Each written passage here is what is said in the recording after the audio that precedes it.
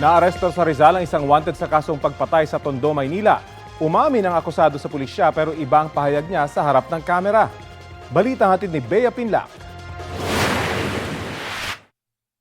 Hinabol at walang habas na pinagbabaril hanggang mapatay ng tatlong lalaking ito ang 25 anyos na lalaki sa Tondo, Maynila noong nakaraang taon.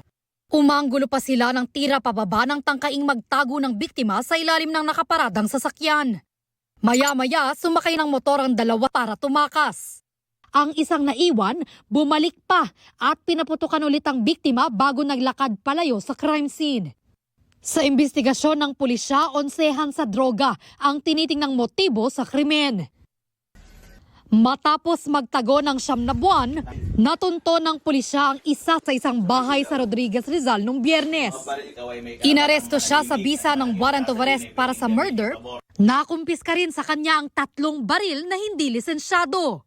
Ayon sa kanya, ito yung kanyang ginamit sa pagpatay doon sa pangyayari doon sa Tondo. Yung kanyang pinatay naman daw ay mamamatay tao din naman daw yun at may mga kaso na. Wala ako dyan, mga naninira na lang talaga sa akin yung mga yan.